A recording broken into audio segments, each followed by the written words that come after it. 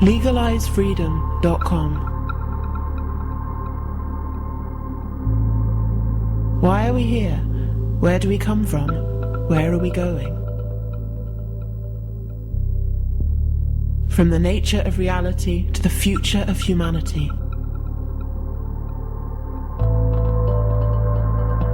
Beyond politics, poverty and war. LegalizeFreedom.com.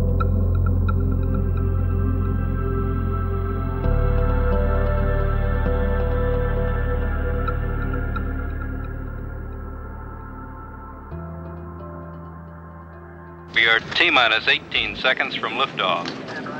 We're T-minus 15 seconds. Would you and your men please follow me? Jerry, what the hell is this? This is an emergency. Please follow me, now! T-minus 10 seconds. 9, 8. We have ignition. 6, 5. We have outboard engines. 3. We have inboard engines. 1, 0. We have a launch commit. We have a liftoff at 35 minutes after the hour. Every split second of this historic flight, every intimate detail, every heartbeat was monitored by Mission Control in Houston. This is Capricorn 1. We have landed. As millions all over the world watched and listened, the President of the United States spoke to the astronauts across the vastness of space. To the men of Capricorn 1, I bring you greetings from your fellow Americans. There's only one small catch. It never happened. It's all a lie, a fantastic $30 billion hoax. Something's wrong, and I don't know what it is. Dig deep enough, you might uncover the truth. Those signals couldn't have come from 300 miles. But the odds are you'll never live to tell it. Freeze! I'm not moving an inch. Something's wrong, something big. They know I'm onto it, and they try to kill me. Who's they? I can't tell you. We are dead. These people are capable of anything. You sound so close. It's hard to believe you really are that far away in space. It's hard for me to believe it, too. It's gotten out of control. It's too big. Capricorn 1, this is Houston. Capricorn 1, we show red on the heat shield. Capricorn 1, this is Houston. We show red on the heat shield. Do you read? Capricorn 1, the mission that never got off the ground. Greetings and welcome once again to LegalizeFreedom.com. I'm your host Greg Moffat, and my guest today is Marcus Allen, who joins us to discuss the Apollo space program. The Apollo program, also known as Project Apollo, was the third human spaceflight program carried out by the National Aeronautics and Space Administration, otherwise known as NASA, and the program was responsible for the landing of the first humans on Earth's moon in 1969. First conceived during the Presidency of Dwight D. Eisenhower as a three-man spacecraft to follow the one-man Project Mercury, which put the first Americans in space, Apollo was later dedicated to President John F. Kennedy's national goal of landing a man on the moon and returning him safely to the Earth by the end of the 1960s. Kennedy's goal was apparently accomplished on the Apollo 11 mission when astronauts Neil Armstrong and Buzz Aldrin landed their Lunar Module on the moon on July 20th, 1969. 5 subsequent Apollo missions reportedly landed astronauts on the moon, the last being in December 1972. However, beginning just a couple of years after the final moon landing, doubts began to emerge about certain details of these missions and even as to whether any of them had taken place at all. Skeptics expressed many concerns about the feasibility of the missions. Photographs taken on and around the moon appeared to display many anomalies. Questions were raised about the technology of mission control, the spacecraft itself, and the space suits, and whether any of it was actually up to the task. There were concerns about radiation, not just on the moon itself, but within the Van Allen belt which circles the Earth, a deadly radioactive zone which some say would be impossible to traverse. And of course, there is the question as to why man has never since returned to the moon. Surely with today's vastly superior technology, this would be much easier to achieve. Despite being refuted in some detail by NASA and a host of other agencies and individuals over the years, the idea that the manned moon missions were staged just will not go away. Critics argue that skeptics are simply distrustful of government in general and that the moon landings serve as a sort of poster boy for them. But there are compelling reasons as to why a government would want to pull a stunt like this. And with the debate as heated as ever, it would appear that just one thing will silence the doubters for good. Hello and welcome, Marcus, and thank you so much for joining us today on LegalizeFreedom.com. I'm delighted to be here, Greg. Thank you very much for inviting me. Marcus, today we're going to discuss the Apollo space program, but before we dive into that, tell listeners a little bit about your background and career and how you came to be interested in this subject in the first place. Yeah, the subject of the moon landings, it's a fascinating story. At the time of the moon landings, you may be able to tell I'm old enough to have been around when they were happening live in 1969. I was living in London at the time. I thought, wow, let's watch this. This is fascinating. And it was one of those sort of very first international television broadcasts. And there I was setting up, and it was an old black and white television I had, which didn't really matter because the broadcast was in black and white. And at 3:30 in the morning, and I was still awake, and got up and looked at the moon, and there it was, waved at it. I thought, bloody hell, there are people up there. They've actually done it. This is amazing stuff. And I was a great fan of the Apollo program and the moon landings and what America were trying to achieve. I thought it was extraordinary achievement. And for 20 years after that, I believed it. You know, like you believe, there's no reason not to. There was nobody saying anything adverse against it. People were just saying, okay, this is fantastic. This is real. Given what America were involved in at the time, which was the Vietnam War, which was getting pretty unpleasant at the time, and the Cold War, which was getting a bit colder than it had been in the past. Given all the things that were happening, the John Kennedy being assassinated, Robert Kennedy being assassinated, Martin Luther King had been assassinated, it was a pretty rough time, the late 1960s. Anybody who'd lived through it will tell you that you just didn't know what was going to happen next. And this was the good news. This was really something impressive. And America, despite all their problems, had achieved something which was a goal of mankind for probably centuries, if not millennia, to land on the moon. You can see it. You know, it's not very far away, about 240,000 miles away. And for 20 years, I thought, you know, I watched the other landings, Apollo 12, the drama of Apollo 13, the golf shot on Apollo 14, the little rover on Apollo 15 and 16. And then the last one on Apollo 17. And in 1972, the whole thing was finished. It was all over. I thought, oh, dear, well, obviously they're going to go back and it'll all get exciting again and they'll have a moon base and, you know, all the stuff that everybody was thinking at the time. Around the mid-1990s, I was at a lecture, and it was an American giving a lecture. He was talking about conspiracies, as, you know, one tends to listen to every now and then. And he happened to mention, almost in passing, oh, of course, you know the Apollo moon landings, you know those photographs, they're all faked. I thought, what's he on about? What a ridiculous thing to say. Now, I'd trained as a photographer in London in the 1960s, and I knew about photographs, and I knew about film. I'd used the camera that was used on Apollo, the Hasselblad 70mm camera, very, very good camera. I'd used it. I thought, well, I'll have a look at these photographs and I'll see what I can find about, you know, I'll prove him wrong, basically. Now, this was before the days of the internet and the Apollo Lunar Surface Journal and all the photographs being uploaded onto the internet. So I had to go out and buy the photographs, and I found them at an astronomy show in London. And I looked at these photographs and I thought, there's only about 6 of them that I could find. And I thought, oh, yeah, I see what they're on about. There are a few questions around here. And that was the starting point when I started to look at the possibility that there had been manipulation of the Apollo record. I think that's probably the easiest thing to say. I found there were a couple of books about it, one called NASA Mooned America by Ralph Renee, who sadly passed away a couple of years ago, but he was the first one to really look at the science of it. The first book on the subject was We Never Went to the Moon by Bill Casing, which legend has it, and I'm not sure how true it is, but legend has it that that book, published in 1974, was the basis for the film Capricorn 1, which was the story of a mission to Mars that ended up rather badly, and the rocket that took them there and brought them back disintegrated and exploded, and basically the 3 astronauts who weren't on board were now expendable and had to be removed from the scene. And the whole story of Capricorn 1 is how they escaped and appeared at their own funeral, which is really quite neat. It's a great thriller. O.J. Simpson was one of the characters in it. Telly Savalas was in it. It's a good thriller, but it made some interesting points. And though, again, legend has it, it wasn't supposed to be a Mars mission that went wrong. It was supposed to be the Moon mission.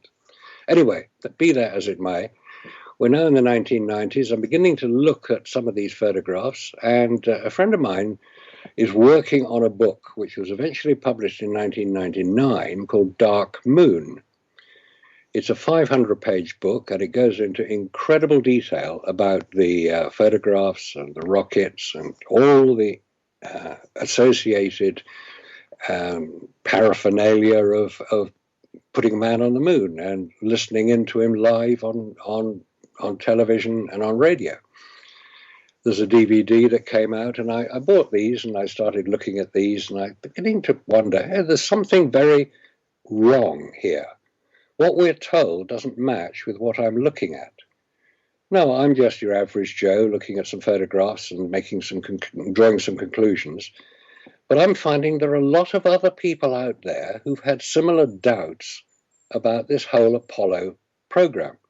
Now, I should say that it's only the Apollo program, because the American space program has been going since 1958, when NASA was set up in answer to the launch of Sputnik by the Soviet Union and the Russians, as it was then. NASA was set up, and the first thing they did was to launch Mercury, which was a one-man capsule orbiting the Earth. Then they had the two-man capsule orbiting the Earth, the Gemini program. Then they had Apollo, which went to the moon. After that, they had Skylab, and they had the Space Shuttle, and they had the International Space Station, which is still up there, and if you look out on certain nights, you can see it flying over the UK. So that's for real. All those are real, with the exception, I contend, of Apollo, because of where it went. It went to the moon. Everything else is in low Earth orbit. Low Earth orbit is about 200 miles up, 250 miles above the Earth's surface. That's where the International Space Station orbits. That's where the shuttle used to go. That's where the Russians launched most of their satellites, launched most of their cosmonauts. It's where most people think of as space. Now, low Earth orbit, I say about 250 miles up. Above low Earth orbit, about 10,000 up to about 40,000 miles above the Earth's surface, are what's called the Van Allen radiation belts. These are belts of quite severe radiation, and they act almost like a breakwater. They prevent this radiation, which is generated by the sun and in deep space. You've got cosmic radiation, you've got the X-rays, the gamma rays, the infrareds, all generated by the sun. The Van Allen radiation belts protect the Earth from that. Otherwise, we'd be in serious trouble. We're not designed to live in an atmosphere where there are levels of radiation which can affect our genetic codes and cause mutations. That's why having radiation as a treatment is quite dangerous, and also why when you have a tooth X-rayed, you'll find that either the technician operating the equipment wears a lead apron or leaves the room, which happens to be lead-lined. So radiation is dangerous to humans. Low Earth orbit, very little radiation. There is a little bit there, but not very much. And I'm thinking, hang on, one of the things I know about photography is that photographic film, which was used on Apollo, they used Kodak Ektachrome transparency material to make slides. One of the things that radiation does is affect photographic film quite severely. And if those of us who remember back those days when you bought photographic film, for some reason it all had an expiry date on it. I thought, that's a bit weird. Why do you have an expiry? It was usually several years into the future.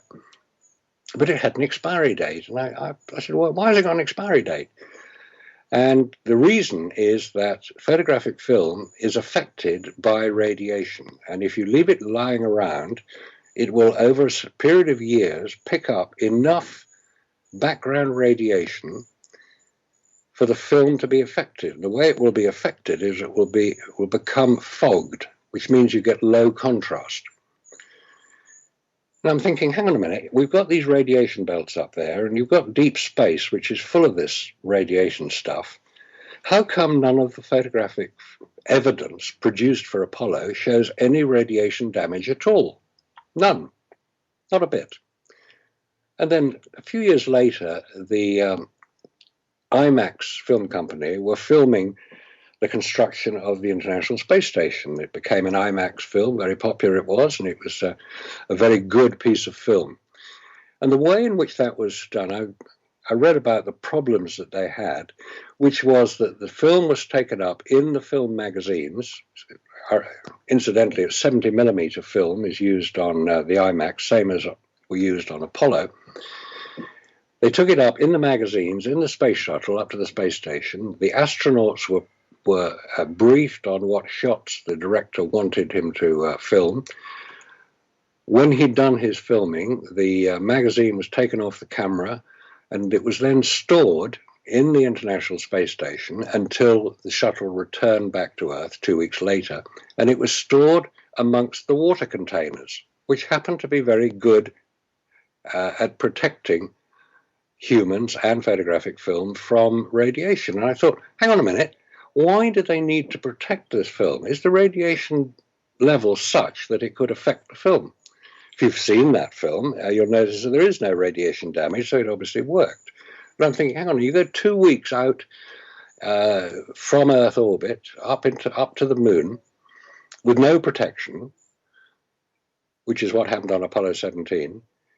How come the film isn't affected? I've yet to get a proper answer to that.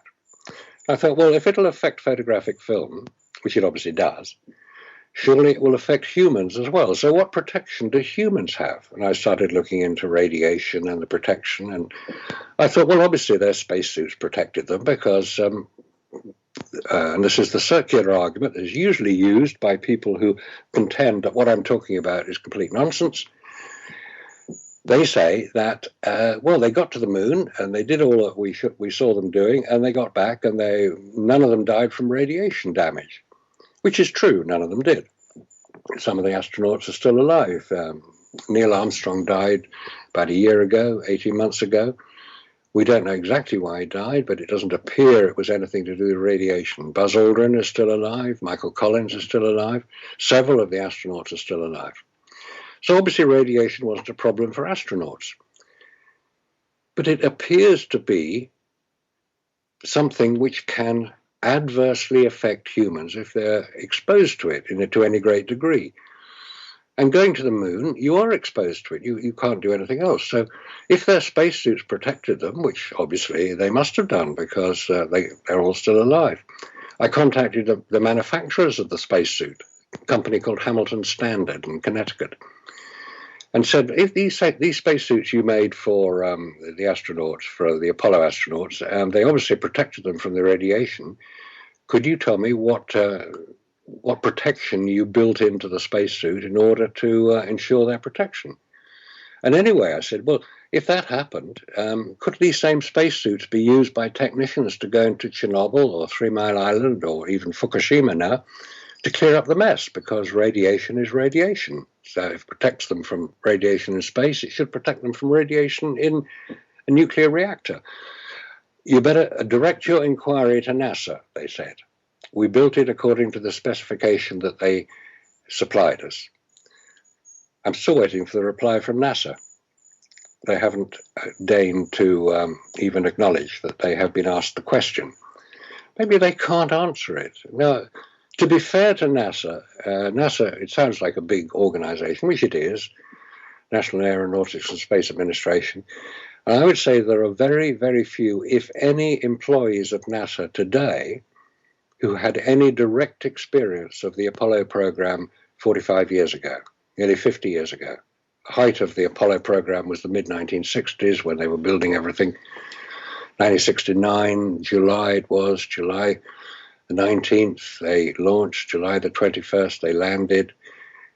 This was a long time ago. This is history for many people. There aren't that many of us around who actually do remember it live. So we've got all these unanswered questions. How did they survive the radiation? How did they get there?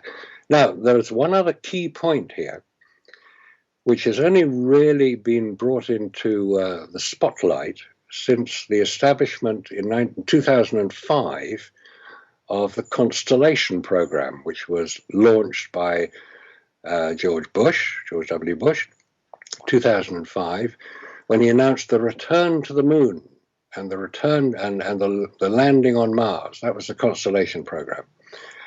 Constellation program refers to the same type of program as Apollo. Now, the craft in which the astronauts would travel on the Constellation program is called Orion. And it's a similar looking craft to the Apollo command module, a sort of triangular craft with a broad base and a fairly pointed top. Now, when you're going to the moon, there are three basic requirements. You need a rocket to launch yourself there. You need a spacecraft in which to travel there. And most importantly of all, you need a heat shield to come back to Earth. If any of those three things, the rocket to launch it, the spacecraft to travel in, and the heat shield to come back, if any of those are not going to work, forget it. You'll die. Simple. But we're told that Apollo did all these things in the late 60s and early 70s. The Constellation program has been going now for 9 years.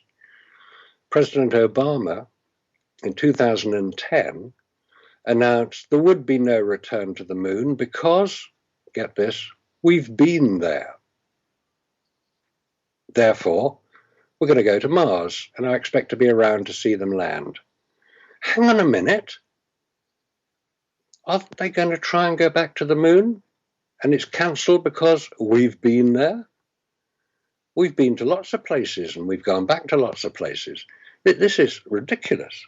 Then you look into it in more detail, and you find that the rocket to launch a spacecraft to the moon, let alone to Mars, the rocket to launch the spacecraft to the moon isn't the same as a rocket to launch the space shuttle, because the space shuttle, you only have to achieve an orbit speed of 17,500 miles an hour. Once you've achieved that, you can go into Earth orbit. In order to leave Earth's gravitational field, that rocket has to accelerate to 25,000 miles an hour, which is a considerable increase. Now, the point about that is that in order to come back to Earth, you come back at the speed at which you left. So the space shuttle comes back at 17,500 miles an hour. A spaceship coming back from the moon will come back into Earth, into Earth's atmosphere at 25,000 miles an hour, much faster. Any mathematicians out there will know that temperature increases with the square of the speed. Therefore, you've got to have a heat shield.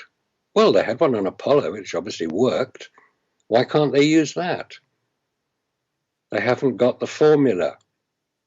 They're trying to do it from scratch. Well, they had the Saturn V rocket to launch them. Whacking great thing. No, they're not using it. They can't even discuss the engines that Werner von Braun designed for the Saturn V rocket because they don't exist anymore. They're called the F1 engine. They had 1.5 million pounds of thrust each, and there were 5 of them. So we've got a rocket that appears to have disappeared from the historical record, a heat shield that cannot be reconstructed, and they've got to protect the astronauts from radiation, and it's one of the major problems of space travel. How do you protect astronauts from radiation? But they did it in Apollo, didn't they? So you get all these things coming up, and I'm saying, hang on, there are big doubts going on here. If it was so easy to get to the moon with the technology of the 1960s, and it took 7 years from a standing start, President Kennedy's famous announcement, we will land a man on the moon before the decade is out and return him safely to the Earth, that was made in May 1961 in direct response to the launch and orbit of Yuri Gagarin 6 weeks earlier. America don't have the option of coming second to anybody, let alone the Soviet Union. Therefore, they're going to land on the moon. I don't think they have. The evidence does not support it.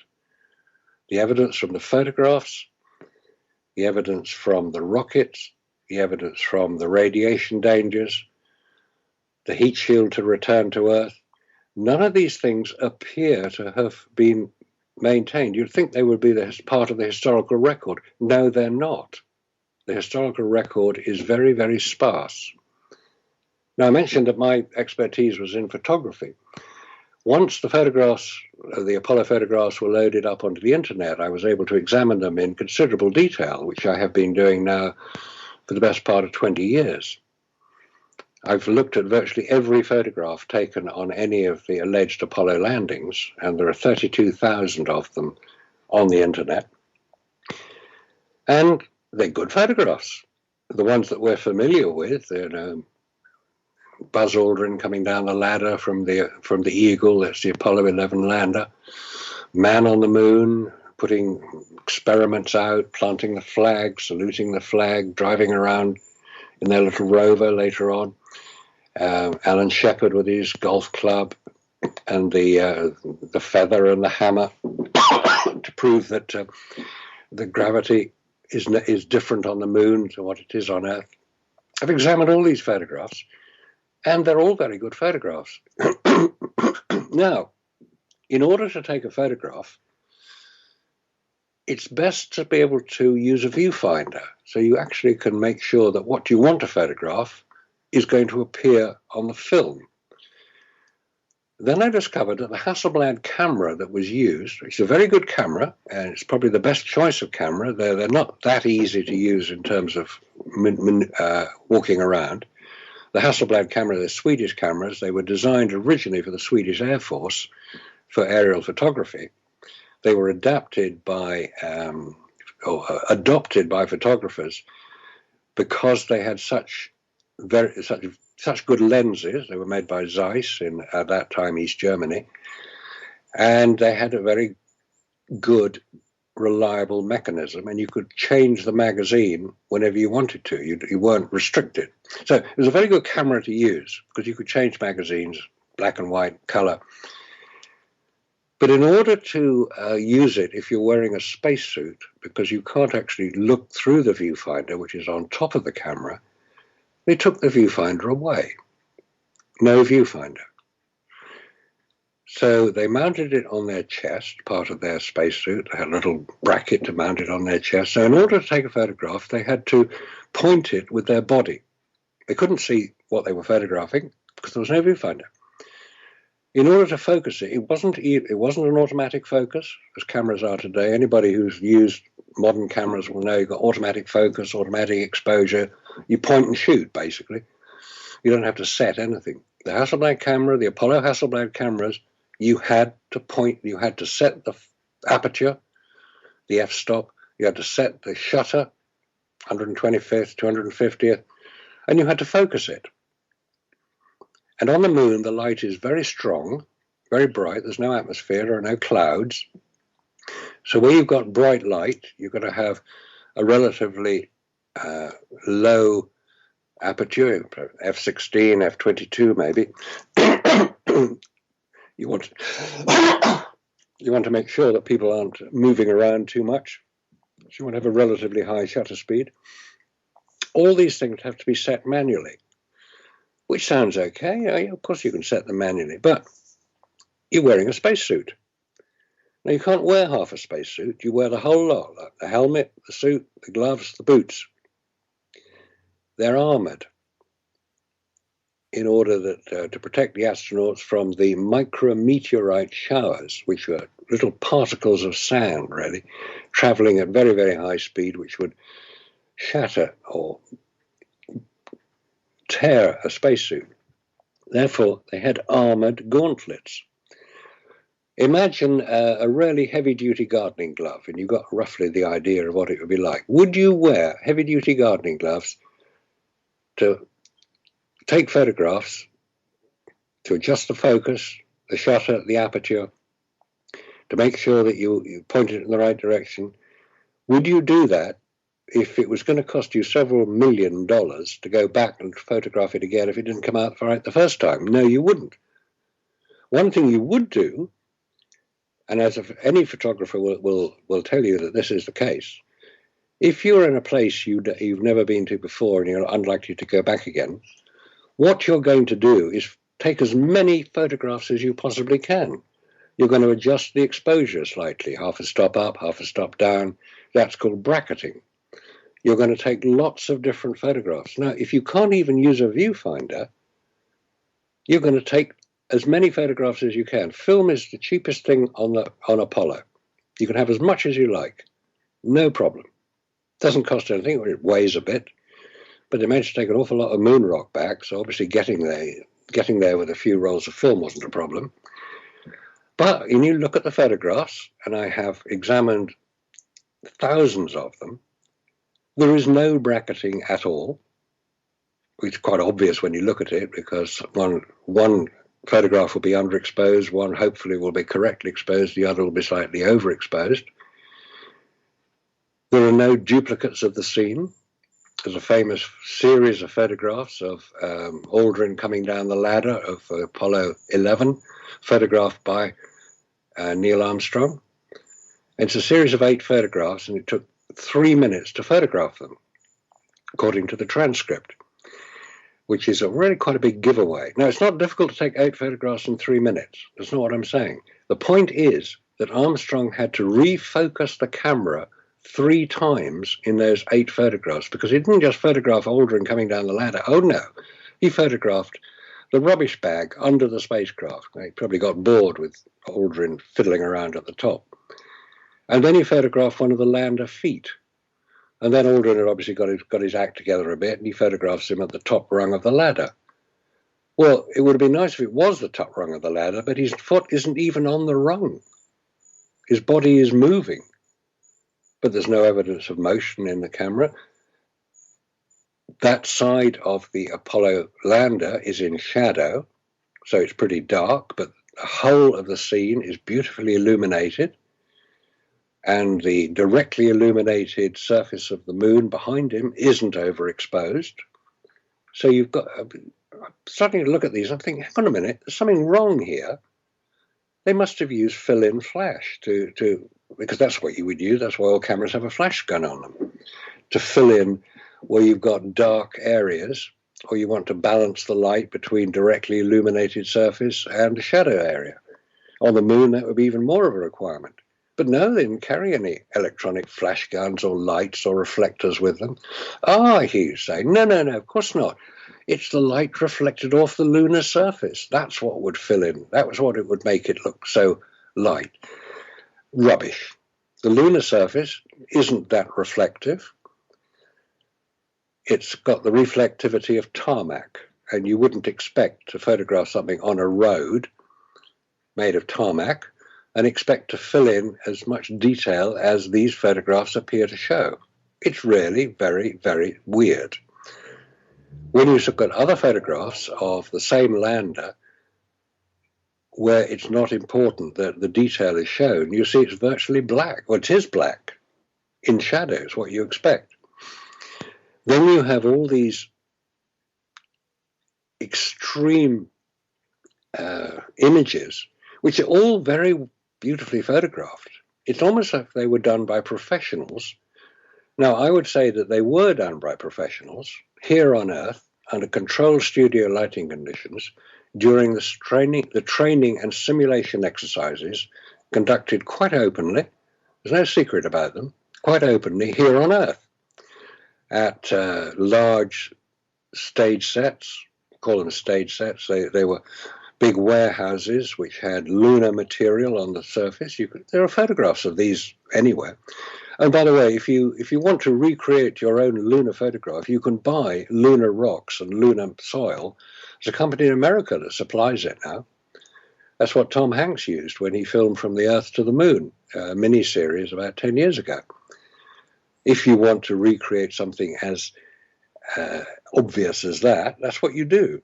You get as close to the conditions under which you think you're going to be as you can, and you photograph it, and you photograph it, and you film it, and you film it, and you go on doing it. And then you debrief the people who are going to be in the real situation to make sure they know exactly what they're supposed to do. Because if they don't, they may make a mistake. And if you're on the moon, there's no rescue. There's no RAC or green flag or AA to come and collect you. Oh, no, you've got to get yourself back, which is what happened on Apollo 13, which was a remarkable achievement. Now, I mentioned the book Dark Moon, written by David Percy and Mary Bennett. And why is it called Dark Moon? Because if Apollo 13 had landed at the time and place it was supposed to land, the area would have been in darkness. It hadn't reached the terminator. The location for the landing of Apollo 13, which can be checked quite easily, was quite different from where it actually happened. So Apollo 13 was never going to land. And there's also a major giveaway. Again, this can all be checked. It took me a while to find this, but there's a film of the real Apollo 13, not the Tom Hanks movie, Apollo 13, the real Apollo 13. What they did was they had to move out of the command module, the big triangular-shaped craft they come back to Earth in, into the Lunar Module, the little sort of bug-shaped object. It didn't have to be aerodynamic because it wasn't going to fly in the Earth's atmosphere. The three astronauts moved themselves into that in order to conserve the power because the oxygen cylinder had exploded. Goodness knows how they managed to know that. Claimed it was a piece of solder that short-circuited. Anyway, the point is that when they were sitting in the lunar lander rescue vessel, the rescue vehicle, what happened was that they filmed and photographed the astronauts in there. They weren't actually doing very much. They said they were cold, which we'll come back to. And as they panned the film camera around, you saw the little triangular window through which they could watch as they landed. But these triangular windows are blue. There's blue light coming through them. I thought space was black. And I said, well, what's the only thing in space that is blue? Well, it's obvious. It's the Earth. It appears that they were in Earth orbit, unless anybody has a better explanation. Why would you see the color blue through the porthole or the triangular window of the lunar lander if they were going around the back of the moon, which is what they were supposed to be doing at the time? How come it's blue? Unless they were in Earth orbit, in which case you would get it blue. That's one problem. The other problem is the temperature. Now, what's the temperature of space? Temperature of space is absolute zero, minus 273 degrees Kelvin. It's cold. The coldest temperature on Earth is measured at about minus 80 degrees centigrade Kelvin. Same sort of, much hotter. It's in Antarctica and in Siberia. And humans would have a real problem surviving under those conditions. The only time that you'll get a temperature in space is if there's an object in space to have a temperature, such as a spacecraft, when it gets warmed by the radiant energy of the sun, which is what warms Earth, the radiant energy of the sun.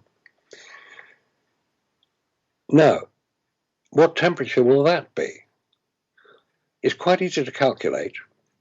Use a formula called blackbody radiation formula, which involves something called the Stefan-Boltzmann constant, which was devised by two gentlemen by the name of Stefan and Boltzmann.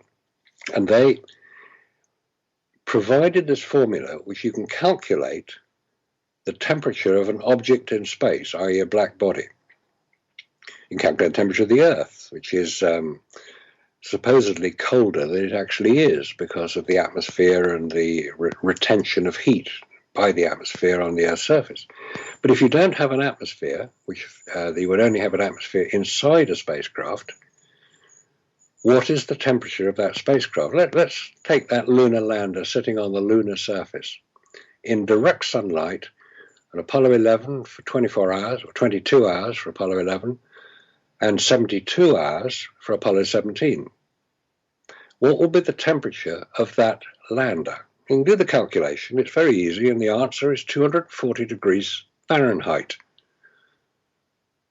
about 120 degrees centigrade, i.e. hotter than the boiling point of water. So how come the astronauts complained of being cold? They couldn't have been cold. They should have been hot. Ah, I hear you say. They had air conditioning, which we use quite regularly today.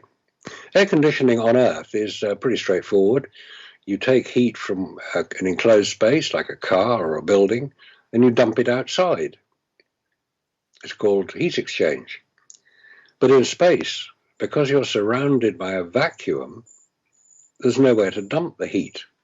You can't dump it into a vacuum. In fact, a vacuum is the best insulator you can find.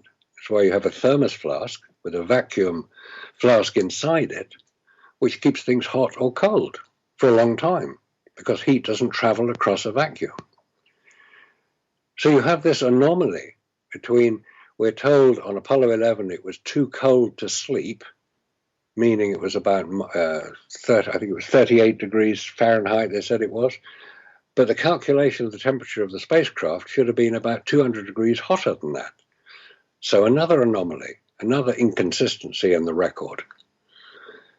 If you then look at the space shuttle, the shuttle astronauts, and by the way, how many people can actually name a shuttle astronaut? There have been several dozen of them. It's quite difficult. Most people can name an Apollo astronaut. Most people can remember Armstrong as being the first man on the moon, and Aldrin, his buddy, and Michael Collins, who was in the command module orbiting above the moon, waiting for them to come back. And maybe they can name Ed Mitchell and Alan Shepard and Schmidt and Cernan, Gene Cernan on Apollo 17, and they can make me Dave Scott, Alan Bean. These are all Apollo astronauts. I'd have real trouble coming up with a shuttle astronaut. They were basically heroes. They were folk heroes. They were frontiersmen. Whether they actually went where they claimed to have gone, I don't know. The record doesn't support it. If I'm asked, do I believe in the moon landings, I'd say no. I don't see the evidence, the incontrovertible, independent evidence that what we are asked to believe is true. There is no means of checking it. And then I mentioned also the problem about the rocket that they can't use now to get back to the moon. The heat shield they can't even remanufacture. Though having said that, the Orion is on a trip in December to test the new heat shield to come back. Notice there are no astronauts in it. It's an unmanned craft. So I'm often asked at this point, well, if what you say is even halfway true, how come the Russians didn't blow the whistle? Because this was the height of the Cold War. They would have been very, very interested in doing down America. Good question.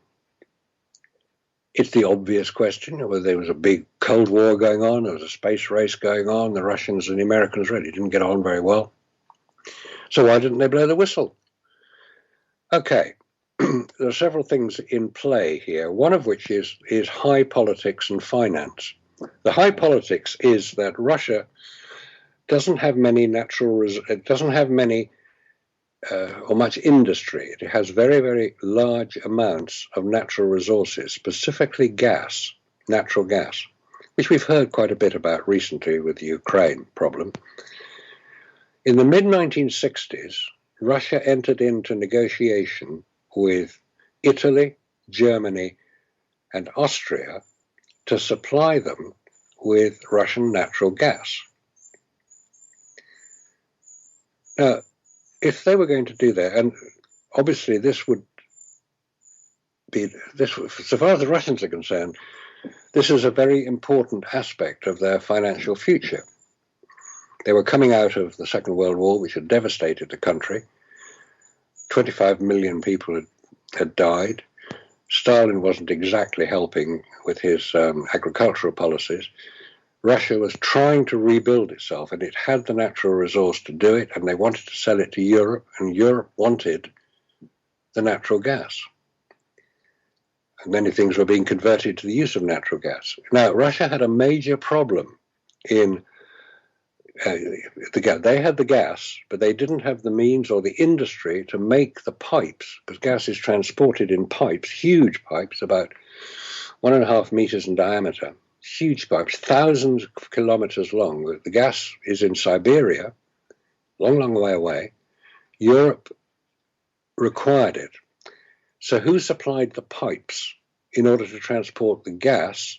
But Germany, who had the industry to make it, to make the pipes. They're basically huge sheets of metal rolled into a tube, and they had the industry that could do it.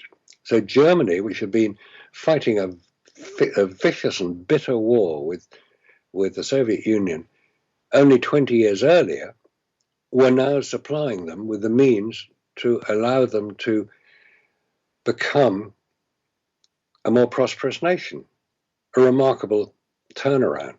That's not generally known about. Anybody who wants to see the detail of that, it's in a book called Red Gas. All the details are there. And the other thing that happened at the same time, why didn't the Russians blow the whistle? In the late 1960s, 68, 69, there was a natural drought in Russia. Their wheat harvest had failed. There was a potential famine. This is quite a natural event. These things happen. America, bless them, offered Russia 25 million tons of wheat for 2 years, each year for 2 years, 25 million tons of wheat, 50 million tons altogether, at a highly competitive rate, in order that the Russian people wouldn't starve, because you could make bread with it. Very generous gesture. I don't know if it came with a hidden price, but whatever happened, Russia did not blow the whistle, and I claim that they didn't blow it for the very simple reason that it was not worth their while to. And anyway, they knew also that America and several European countries also knew that Yuri Gagarin was not the first Russian into space. He wasn't even the second. He wasn't even the third. He was the 10th Russian into space. The others, 9 of them had died. One had survived. The one who survived was Vladimir Ilyushin, who was the most obvious choice for the first Russian astronaut, a cosmonaut. He was the son of the aircraft designer. He was an extremely experienced and well-respected test pilot. He was the obvious choice. 2 weeks before Gagarin flew, another rocket was launched in Russia. It contained Vladimir Ilyushin.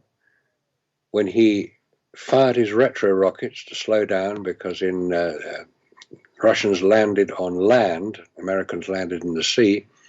In order to slow the craft down sufficiently, you have to fire a retro rocket. America's used parachutes, but the retro rockets on Ilyushin's craft didn't fire soon enough, and he actually landed in China quite badly. He was quite badly injured. He was alive. The Chinese looked after him, kept him for 6 months, and returned him to Russia. Now, how do we know that this could be the case? Following Yuri Gagarin's successful mission and landing, though it is debatable whether he actually completed his orbit, because you have to land the craft. In order to claim that as a first, you have to land the craft in which you took off. Gagarin parachuted out. He didn't land in the craft. He then was sent on a world tour by the Soviet Union, and wherever he went, there were diplomatic receptions and receptions for all.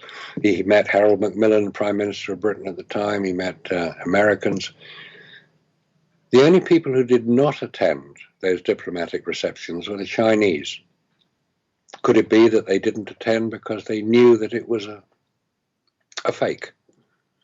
So you have Russia faking it, you have America faking it, and yet we're all led to believe it was a wild success, and it will be repeated fairly soon after they have returned on Apollo. 45 years later, we're still waiting for them to go back. The Chinese have gone back, and they had a bit of a catastrophe with their craft. It stopped working. The Indians would like to go back. The Japanese have sent an unmanned satellite back. Americans have sent lots of unmanned satellites back, one of which photographed the alleged Apollo landing sites. Oh dear. They expect us to believe it as well. They're so difficult to see, the Apollo craft. They have to put a big arrow on the photograph saying Apollo 11 and point at a small little shadow, which could be a rock, it could be anything. And I've heard of Photoshop too, I know what it can do. And there are close-ups of these landers. Well, they're not really close-ups, they're just a bit of a white blob, about 2 pixels square. And we're told that's an Apollo lander. And you can see footprints on the lunar surface. Oh, wow. Until you start looking in detail at it and you think, how come these footprints or the track of the footprints are almost as wide as the lander? The lander is 10 foot wide. Or did they have giants on the moon? Because the footprints appear to be as wide as the lander. So they still haven't stopped faking it. And if anybody wants to believe that these photographs show the Apollo landers, well, they're very welcome to believe it. But the evidence does not support the story of what they're showing. That virtually every photograph, it looks almost identical. There's no obvious feature that you can say, well, you could see it on the Apollo photographs, and here it is on the Lunar Reconnaissance Orbiter photograph. No, there's no distinguishing facts. So you've got all these problems which have taken quite a few years. A lot of people have been looking at it. More and more people are now looking at it and saying, well, hang on, if it was so easy 40-odd years ago, how come it's so difficult now? And yeah, that's the question. How come it's so difficult now? Maybe it never happened 40-odd years ago. Maybe it was all Walt Disney's major effort of making us believe in a fantasy. He had a great film called Fantasia, and he was a very, very good filmmaker. Therefore, until I see more hard, factual, independent evidence of something on the moon, I cannot believe the story I have been told. And an increasing number of other people are now also beginning to question what they have been told. And the longer we go on, the longer it'll last, and the worse it'll get, and America will one day have to say, well, actually, sorry, we didn't actually do it quite the way we've been telling you we did it. It wasn't actually a fake, they might say. It was just, we had to show that we could do what we achieved because the political situation at the time was so tense that we had to demonstrate that America was a superior system of government than the Soviet Union with whom we were in a race. Now, if they say that, I don't have a problem with that as an explanation. But no, they're not saying that. They're saying, no, it happened just the way we told you it did. I'm sorry. They're still not telling the truth. It's still going on. It's still half as bad. And one day, maybe I won't be around to see it. It doesn't matter, because the more it's discussed, and I'm very grateful to Greg for allowing the discussion to take place, the more people examine it. You shouldn't actually believe what I say. You can agree that what I've done is 20 years of research, and according to Malcolm Gladwell, if you spend 10,000 hours researching something, you're a world expert on it. So I claim to be a world expert on it. Don't hear any disagreement, but never mind. We'll see. I think the fact that we haven't returned is really the elephant in the room, for me anyway. And I think it's also interesting to contrast the safety record of the Apollo missions with that, say, for example, of the space shuttle, the various space shuttles they had over the years. A couple of disastrous high-profile accidents with the shuttles. The Apollo program wasn't incident-free, but I say it's interesting to contrast it because you look at the relatively primitive technology and the vastly more complicated task that they were undertaking compared to the relatively simple going into the upper, atmosphere in a space shuttle. It's not, by comparison, it's not as complex. No, that's a good point. It's quite true. The space shuttle was a relatively straightforward operation. Just launch it and get it up into Earth orbit and fly it around a bit, and then come back. land it on an airfield. It was a good idea. There's an interesting point on that, because the Saturn V rocket was allegedly very, very powerful indeed, 7.5 million pounds of thrust.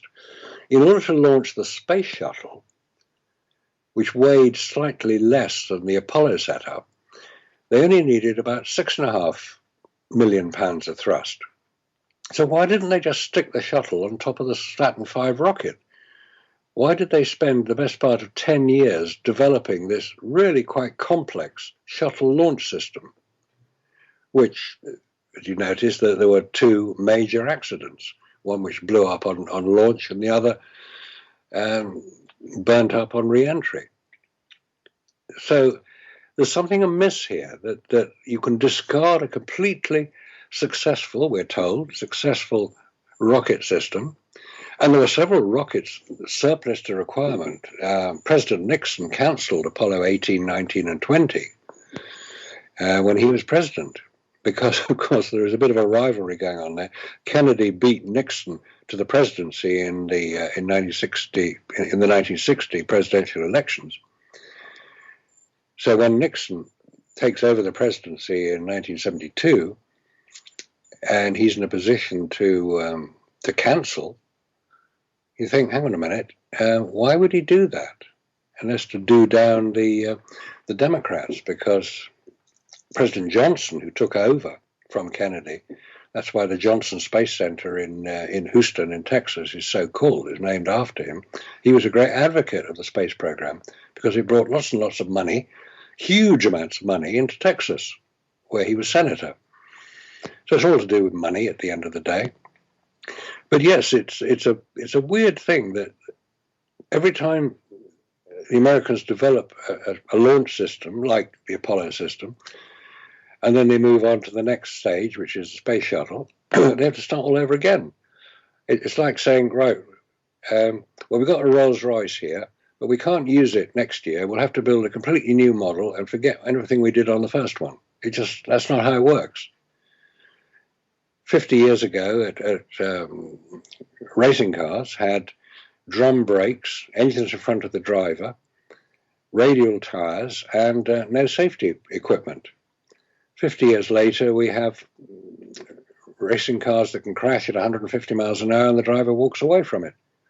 We have engines behind the driver, we have disc brakes, and we have enough safety equipment to protect somebody in the most extreme accident you can think of. That's development of a technology. The space program doesn't seem to develop anything.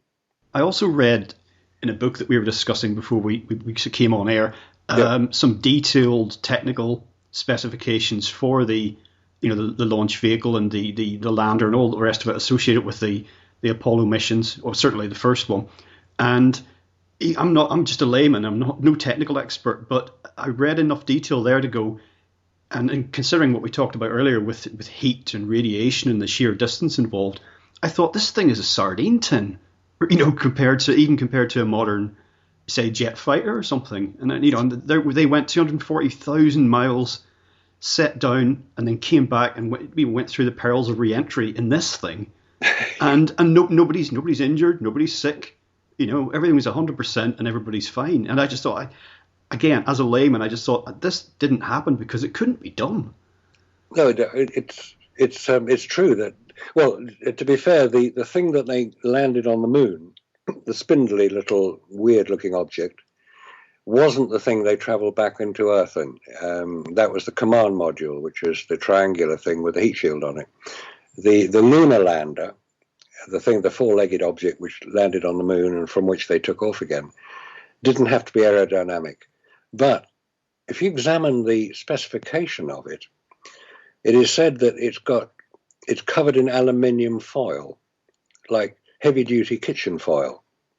Now, that sounds fine because it would reflect heat, until you start realizing that most of the time they were in that lunar lander, not the command module, the lunar lander, the thing was pressurized because they weren't wearing spacesuits when inside it. Not all the time, they were wearing them some of the time.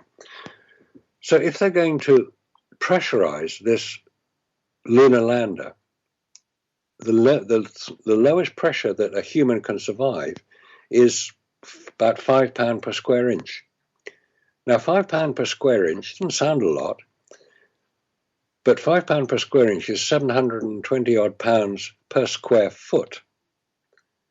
The door through which they exited was 30 inches square, or 32 inches square, which meant that there was a pressure of over a ton on that door. It wasn't reinforced. If it had been, it would have had quarter-inch steel girders on it. It didn't have quarter-inch steel girders on it. It appears that it wasn't even reinforced enough to survive in space. And when they moved it, when the two astronauts who were going to go onto the lunar surface moved into it, it was pressurized because they weren't wearing their spacesuits. They put them on when they got inside the craft. So here we have another anomaly which is yet to be adequately explained. The Russians were designing their own spacecraft to go to the moon, and it was what you expected it to be. It was basically a sphere, because that is the strongest shape that you can make when you're going to pressurize something. And the trouble with the Russian moon program was that they couldn't get the rocket to work. It was a huge rocket, even more powerful than the Saturn V rocket, but it was so complex that it kept blowing up. So they didn't want to put an astronaut on top, or he would have blown up as well. So we've got this anomaly going on with the pressurized lunar module. As I understand it, didn't the Soviets in the early stages of their space program, they were sending dogs into orbit, basically, just primitive, like, let's see what happens, seeing how far they could get away from the Earth. And these dogs were basically dying in short order. And that was kind of one of the realizations that, okay, maybe we can't get off this rock. Yes, they were. The Russians were the first to launch a dog. It was called Laika. And though we were told that he died very early on in the flight, he didn't. He died on re-entry. He was burnt because they hadn't really got it. I think they were trying to test the radiation, to find out what the problems of the radiation, because they knew that there were problems with radiation. The Russians actually said, we're not going to be sending cosmonauts to the moon until we can ensure their safe return due to the dangers of radiation. So they knew that there were real dangers out there. They knew they had to do something to protect their cosmonauts.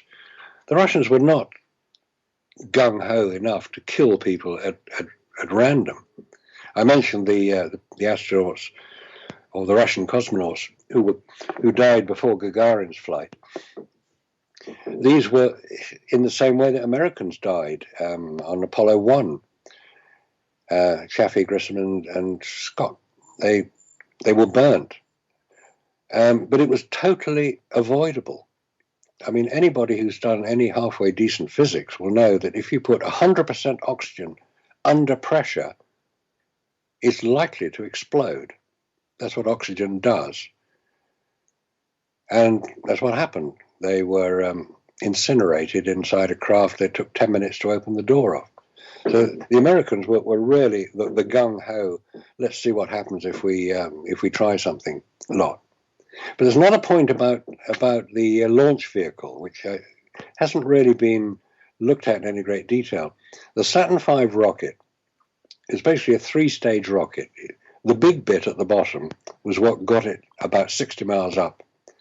And that's where most of the weight and most of the fuel was. That's the stage 1. The stage 2 was the bit that took it into Earth orbit. And stage 3 was what took it into lunar orbit. So it's basically a three-stage rocket. If you're going to launch something like this, the amount of fuel that you have to pump through pipes into the combustion chambers, and there were things like liquid oxygen and liquid hydrogen, highly volatile materials, they have to be pumped through. Now, in order to pump sufficient amount of fuel through for the stage 1, which weighed the best part of 2,500 tons, you use an engine which wouldn't look out of place in a Bugatti Veyron, 1,000 horsepower, V8 or V12, one of the most powerful engines you can put, which just drives the pumps to pump the rocket fuel through. Now, in doing that, you're creating enormous amounts of vibration. You get acoustic vibration as soon as the fuel ignites.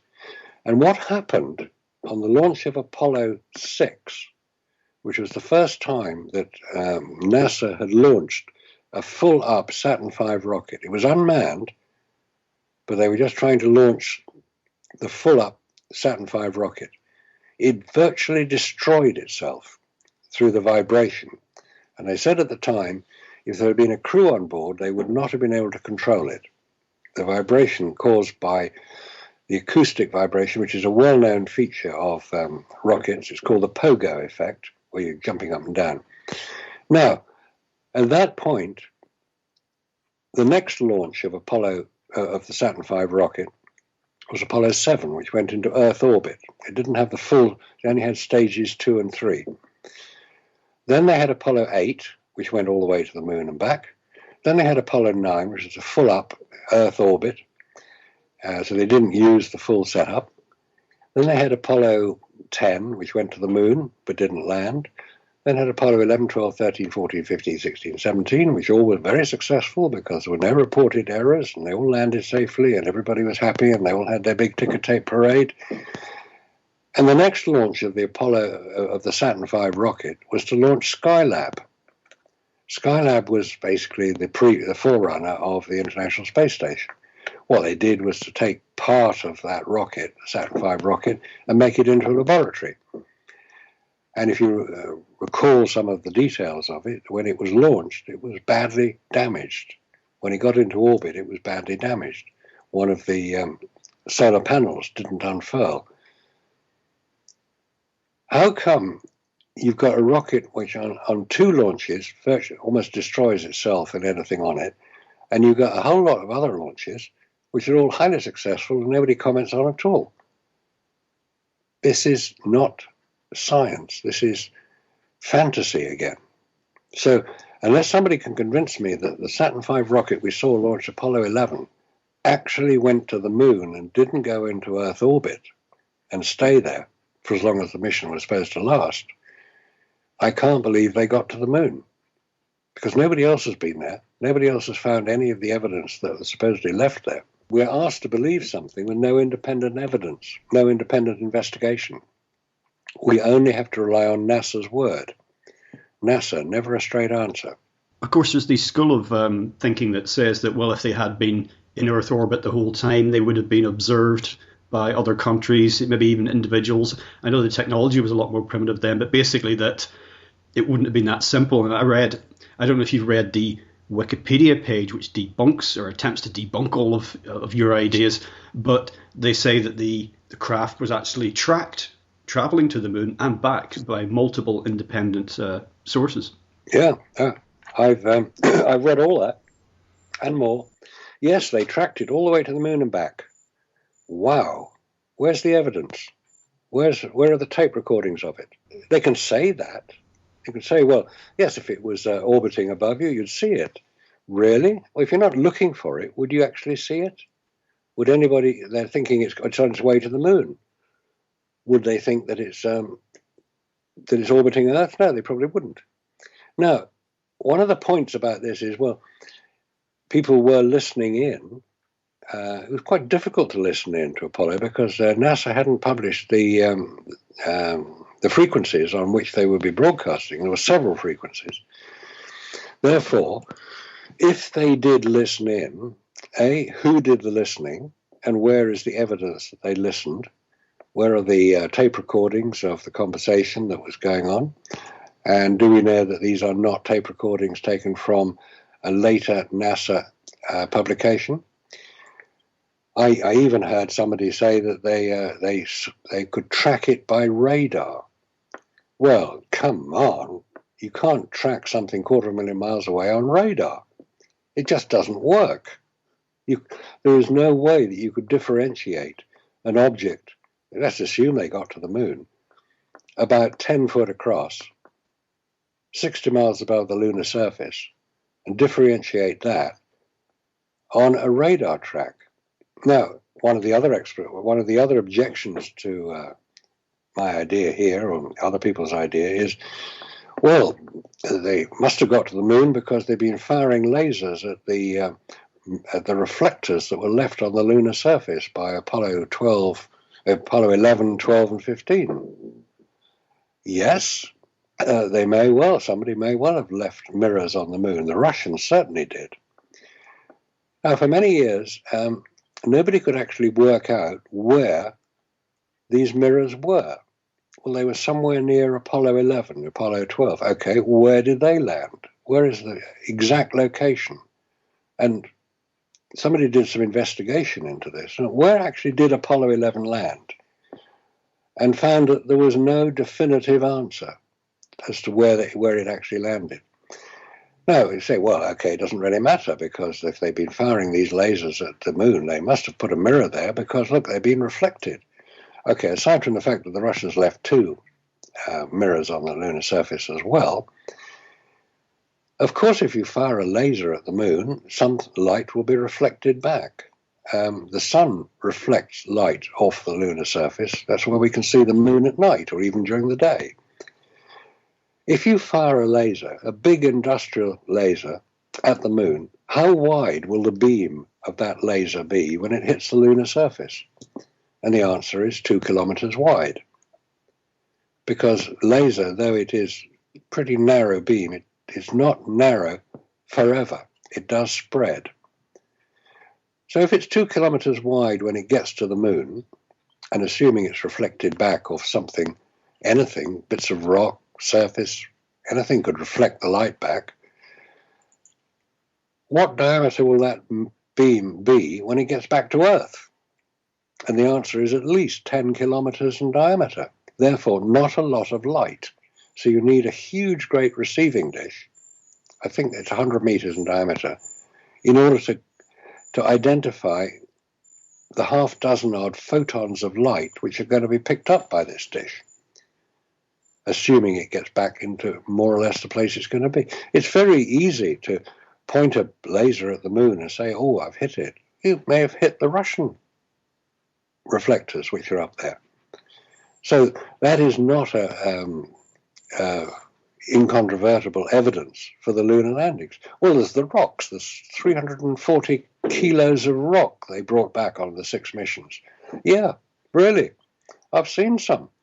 There's a piece of rock in the Science Museum on their space exhibit. And you know it's a piece of moon rock because it's in a glass case with a label on it saying moon rock. Well, obviously, the Science Museum wouldn't lie, would they? Universities have examined the moon rock all over the world, and they say it's different from Earth. Yeah, of course it's different from Earth. You're not going to give somebody a piece of Earth rock to examine, are you? But it also arrives from NASA in a box marked moon rock, and NASA are going to pay you to do the examination. I've read quite a lot of the reports. There's very little difference between moon rock, alleged moon rock, and Earth rock. I've got a piece of rock. When I do a presentation on the subject, I produce it and say, here, look, piece of moon rock. Look, it's breccia. Breccia is what comes out of volcanoes, basically, and we know the moon was volcanic. Therefore, my piece of rock must be a piece of moon rock. Why? Oh, because I say so. Well, I suppose some of the craft that they did, unmanned craft that they landed on the moon, they have brought back material from the lunar surface. Oh, yeah. But again, as I understand it, it's very small amounts indeed. It's 300 grams is what the Russians were able to bring back on two flights back. They had 2 return missions. Yeah, the Russians certainly have returned moon rock. 300 grams, what's about the size of a small steak or something? Yeah, 300 grams. I mean, we're not talking a lot. We're talking, a few dozen sugar lump cubes. Not a great deal, as you say. It's the size of a halfway decent steak.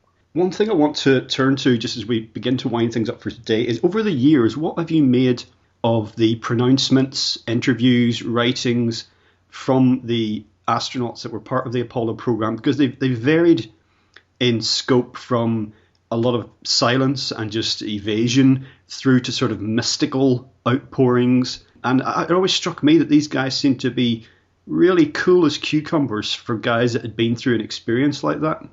Exactly. Yeah, that's a good point, because the astronauts are obviously key to this. Now bear in mind that all the astronauts are military men. Armstrong himself, he was a naval aviator, fought in Korea, over 100 sorties in Korea. He's a very brave man, a very good pilot. He was also a pilot of the X-15 rocket planes. He was the obvious choice. And all the other astronauts, all of them, were all military. Most naval, some Air Force, but they were all military men. Now, military men have an esprit de corps and a code of honor. They will support each other unto death. Nobody, assuming that this is in some way fabricated, or parts of it fabricated, none of the astronauts are going to break ranks. It's not going to happen. They were given their orders by their commander-in-chief, the president. They carried out those orders to the best of their ability. They will do what they have to do to maintain the story. Now, it's a story of national importance, national security. Because the other question you're going to ask is, well, there were 400,000 people worked on Apollo. Surely they can't keep a secret. No, 400,000 people can't keep a secret unless they have to. The Manhattan Project employed a similar number of people in the early 1940s. And the first we knew about what they'd been working on was when the bomb went off over Hiroshima. The D-Day landings employed upwards of 1 million people. That didn't leak out. The Germans didn't find out about it until they'd landed. So if you make something a matter of national security, secrets can be kept quite effectively. We didn't hear about Bletchley Park for 30 years after the end of the war. The secrets were kept. So the idea that secrets can't be kept is a bit of a puerile view of it. And there's also the issue of compartmentalization, information on a need-to-know basis. If you cited the movie, the 1970s movie earlier on, Capricorn 1, if you look at that, there were very few people who had the full scope of the operation. Exactly. That is probably the key to it, actually, the compartmentalization. Because they're working on the Apollo program at the Boeing works in Seattle. Boeing made the rover. They're working on Martin Marietta, who made the Lunar Module in California. They're working on it in Virginia. They're working on it in Florida and Texas. Now, that's the equivalent of us here in London and somebody in Istanbul, 2,500 miles away, working on a similar project. Right. We may know that it's happening in Istanbul, but we don't know the detail of it because we're not going to go there and find out. We don't need to find out. We're compartmentalized. This was one of the most successful ways in which it was achieved. Everybody was doing the very best job they could, making the best rockets, the best landers, the best rovers, the best spacesuits. They were doing the very best job they could. This is not to deny America's ability to bring together in a coherent fashion a disparate group of people with one objective, and their objective was to land on the moon. That's what their late president had decreed, and they were determined to see it through. So far as they were concerned, they did. Now, at what point somebody would have decided, look, hang on, we've got a real problem on this one. We've said we're going to go to the moon before the decade is out. We've got 7 years to do it in. We better get cracking, and we better make some contingency plans, because somebody has said we're going to broadcast the whole thing live on television. Well, we can't have astronauts throwing up in their helmets and dying live on television. We've got to have a plan B here. I know what we'll do, somebody might have said. You know these training and simulation exercises? Let's use those. Nobody else has been to the moon. Who'll know the difference? Now, if that's an explanation, I have no problem with it. But we weren't told that. No, we were told. The Apollo astronauts landed on the lunar surface and took photographs of each other and the scenes that they saw, the magnificent desolation as described by Buzz Aldrin. That's what we have done, and that's what we're showing you, and that's what you have to believe. And if you don't believe it, you're obviously soft in the head. You can't believe the truth. It's too much. And all the other explanations. I'm sure you've read a few of them because the internet is full of people arguing this particular subject backwards and forwards. It's great fun reading it all. Most of them are totally uninformed on the space program. Well, it's interesting in itself because occasionally when I discuss this subject with, just with friends, colleagues, just people you bump into, the initial reaction is always, it's the, oh, come on.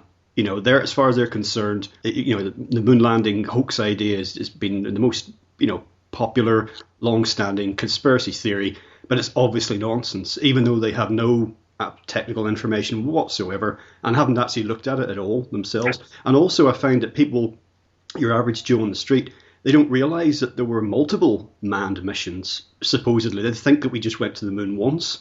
That's true. It was interesting, and that kind of is an indicator, I think, of the level of engagement with it. It's become just sort of this mythical thing now that almost can't be refuted. And I do have some concerns about, you mentioned this earlier, as time goes on, at some point, a bit like the First World War veterans, at some point, a time will arrive when no one is left alive who is directly involved. Yeah, that's correct. That day will come probably in about 20 or 30 years' time, maybe a bit sooner, and it will become history, like the First World War is history. There are no survivors alive today who were active during the First World War. We can only rely on their testimony and the films and the documents that record that event. The Apollo program, it's becoming history. And because it's history, we tend to believe it because we have no means of refuting it. I've been doing this for 20-odd years. I get very similar response. Oh, you idiot. What do you believe? Come on. 600 million people watched it on television. I say, really? I'm sure they did. Where did that come from? Was it really from the moon? And you remember NASA rather conveniently lost those tapes until at the time of the 40th anniversary, a few years back, of Apollo 11. Oh, they miraculously found them again, the original tapes that were recording that particular broadcast. They found them again in an old McDonald's restaurant that was used as storage. I mean, that's how much care they take over this magnificent event. I know you would think with something that's supposed to, if it occurred in the way it's said, that has this enormous significance for the human race. I mean, even the photograph of the Earth, seeing that for the first time, what that did to human consciousness, and the idea that materials related to this would be dumped in an abandoned McDonald's, it's just bizarre. Yeah, I know, exactly. And I mean, that famous photograph of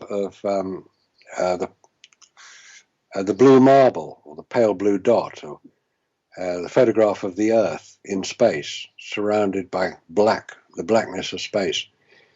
That is the photograph which really people did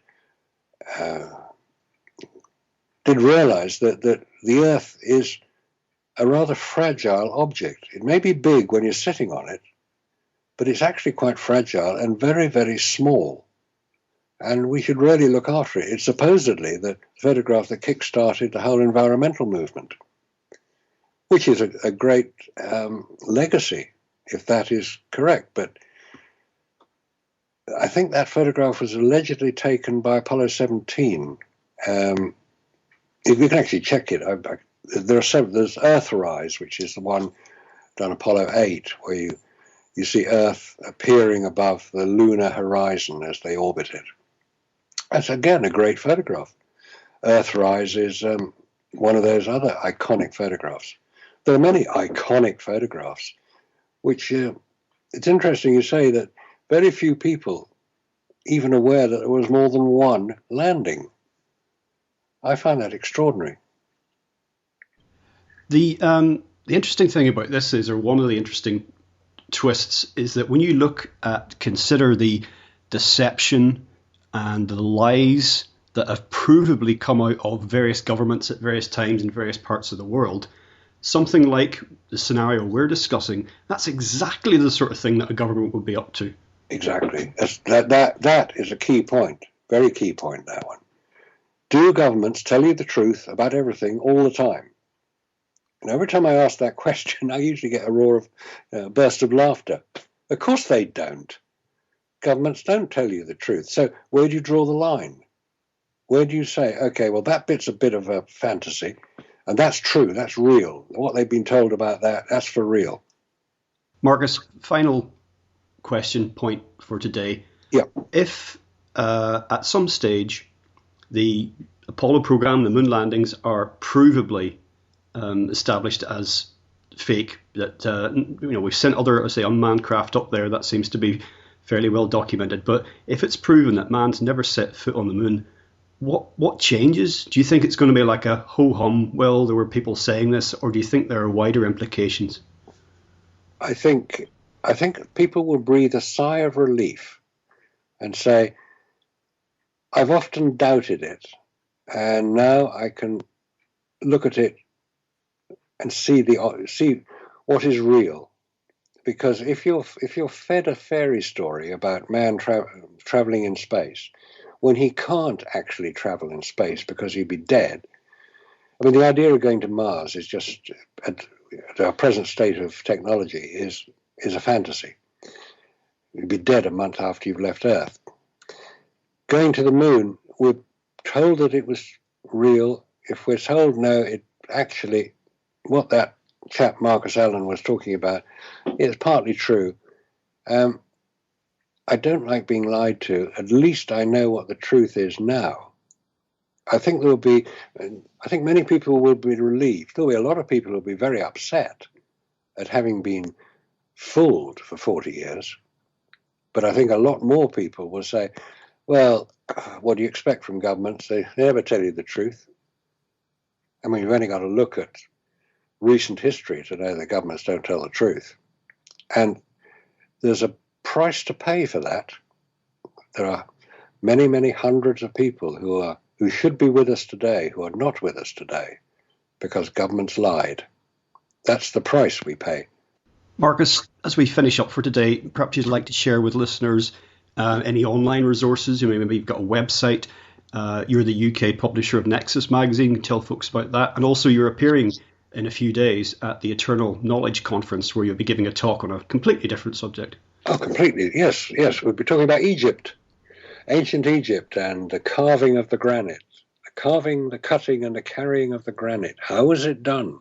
There's as much mystery behind that as there is in anything else. That's at the Eternal Knowledge Conference. And this coming weekend. It's Glastonbury this weekend. Next weekend. So if you haven't booked, this is the time to book. Eternal Knowledge Conference. Everything's up on the internet. Just punch in Eternal Knowledge Festival. Sorry, let's get it right. Eternal Knowledge Festival. There's some very good people speaking there, including me. But then I wouldn't say that. Well, I'll have a link on your interview page on the website anyway, so listeners can go directly from there if they wish. That'd be very good. Yeah, and Nexus magazine. There are two types of people in the world: those who read Nexus, and those who are about to. So if you're about to, hasten down to your local Smiths, and there should be copies there. They're distributed throughout W.H. Smith. Nexus is the world's leading alternative news magazine. We do alternative health, future science, hidden history, the unexplained, UFOs, and we have a great book section with DVDs, books interesting in the same sort of area. It's been going nearly 25 years, Nexus. I've been distributing it in the UK for 20 years, so blame me if you don't like it, because we do subscriptions through our office here in East Grinstead, and we would expect to hear people who are serious about investigating the world around them and want some hard factual information to work with. Nexus is a good stop to make to get that source material. So try it. You won't be disappointed. Current issue is out. It's a good read. There's nothing else like it on the market, so I'd highly recommend it. Well, you expect me to say that, but I would highly recommend it. Well, it sounds as fascinating as ever. Well, Marcus, once again, thank you so much for joining us today on LegalizeFreedom.com. Delighted. Thank you, Greg. Well, folks, that's it for another week. As ever, thank you so much for listening. If you enjoy the show, please check out the website. That's LegalizeFreedom.com. legalize-freedom.com, where you'll find an archive of programmes offering alternative views on a wide range of topics including world affairs, politics and economics, science and technology, religion and spirituality, conspiracy and alternative history. You can also browse and buy a range of books and DVDs from our guests, and if you're feeling generous, make a donation to help keep the site up and running. Until next time, I'm Greg Moffat, and you've been listening to legalizefreedom.com.